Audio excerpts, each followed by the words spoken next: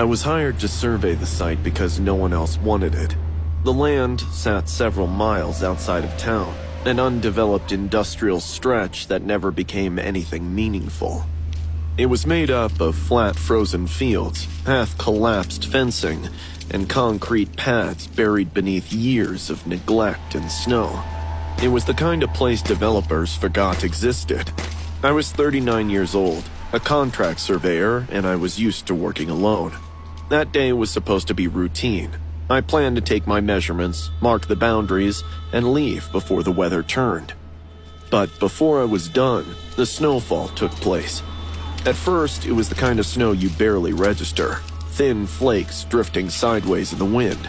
Over time, the wind strengthened, and the sky began to disappear. Within an hour, the horizon was gone entirely. The ground and sky blended into the same dull white, and sound stopped carrying. Even my own footsteps felt muted, as if I were walking through thick padding. I checked my GPS, which was still working but struggling. That was when I noticed the footprints. They crossed my path at an angle, shallow but deliberate. They were not hurried and not random. Each step was evenly spaced and pressed just deep enough to suggest weight without urgency.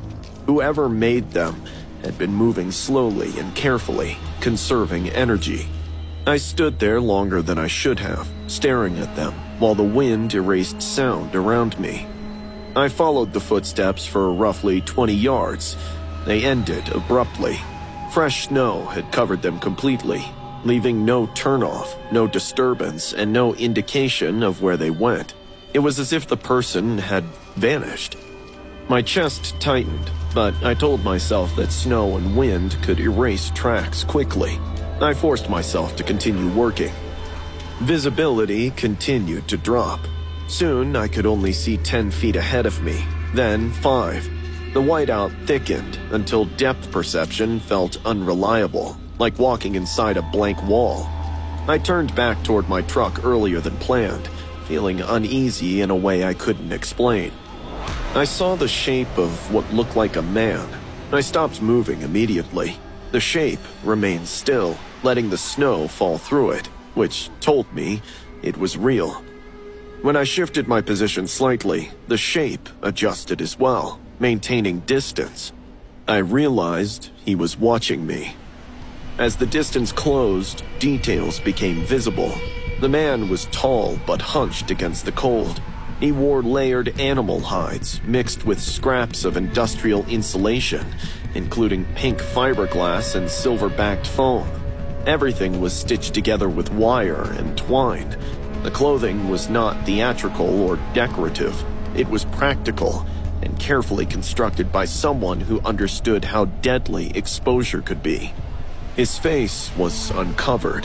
His skin was pale and damaged, and his lips were split and scarred from severe frostbite. His teeth were always exposed, giving him the appearance of a permanent grin. He wore no mask and carried no visible weapon.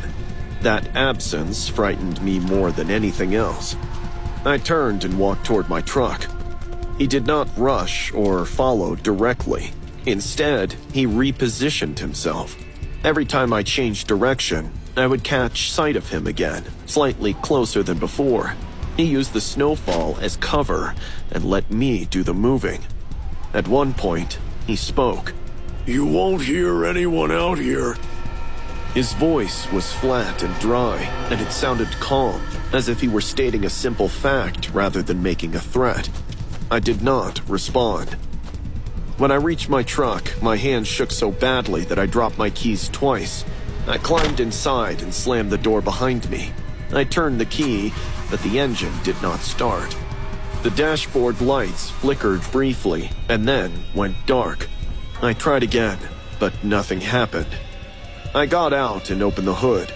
The fuel line had been cut cleanly. It had not been torn or frozen. It had been deliberately severed.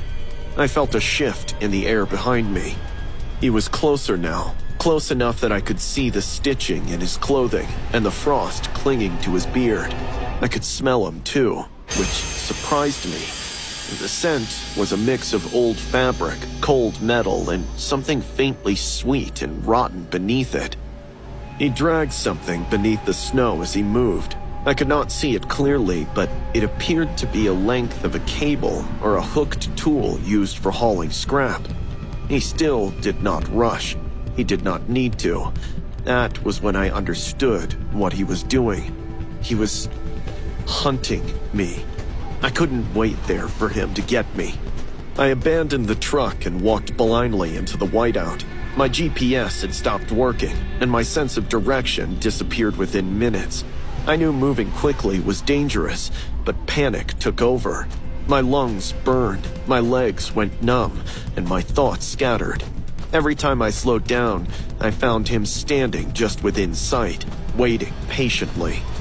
As I moved through the fields, I noticed signs. There were snow-covered pits dug low into the ground and shaped to block the wind. There were food wrappers frozen into the earth. I saw discarded boots standing upright in the snow with no feet inside them. There was no blood and no sign of struggle. I don't remember how much distance I covered that night. Eventually, I collapsed near a service road as the snowfall began to thin. A plow driver found me barely conscious, blue-lipped and mumbling incoherently.